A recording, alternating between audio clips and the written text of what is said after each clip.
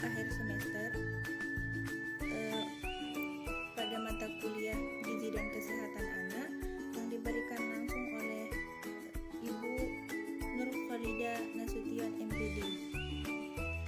Penyakit pada anak yang sering terjadi yang akan saya bahas di sini ialah penyakit diare.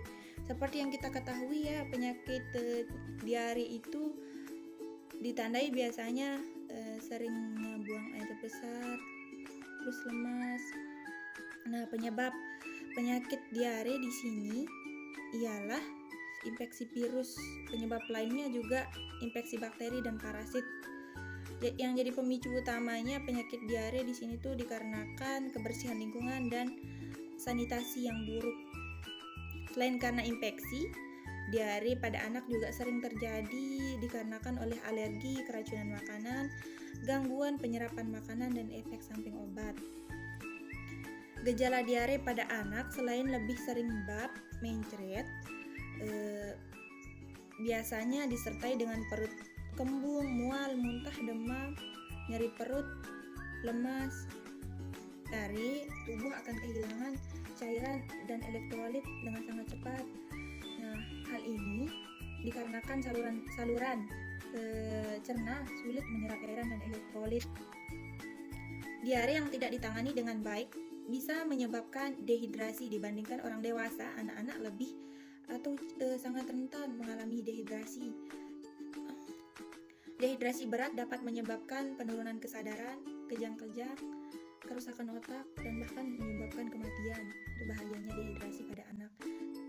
Agar dapat segera ditangani sebelum terjadi dehidrasi berat, tanda-tandanya dehidrasi itu tampak lemas dan pucat, mata cekung, sangat kehausan, mulut dan bibir kering, tubuh terasa dingin, jumlah urin sedikit atau warnanya kuning pekat kecoklat-coklatan. Saat menangis air mata hanya sedikit dan biasanya juga tidak mengeluarkan air mata.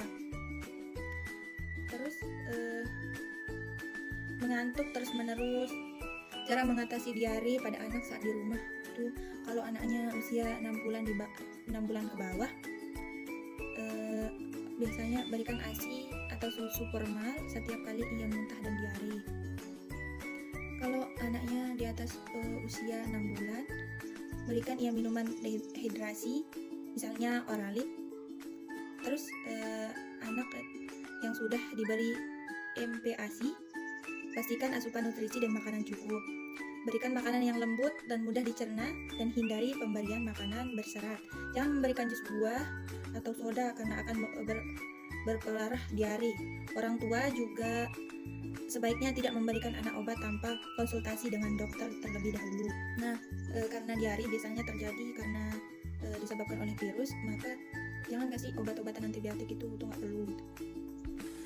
Antibiotik hanya diberikan jika diare disebabkan oleh bakteri.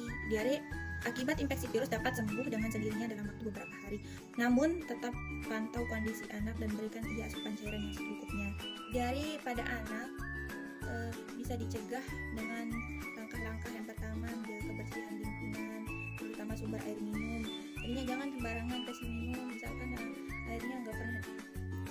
Apalagi anak kecil kan mudah sekali terjangkit penyakit gitu. Lebih baik direbus dulu airnya. Pastikan air dan makanan yang dikonsumsi itu bersih dan matang. Ini udah direbus baru kasih minum. Terus membiasakan anak untuk mencuci tangan sebelum dan sesudah makan, setelah buang air kecil atau buang air besar, juga setelah memegang benda kotor. Itu jadi pertamanya juga.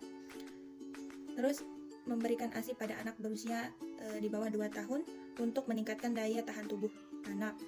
Memberikan anak makanan yang bergizi dan bermanfaat untuk pencernaannya, misalnya nanas.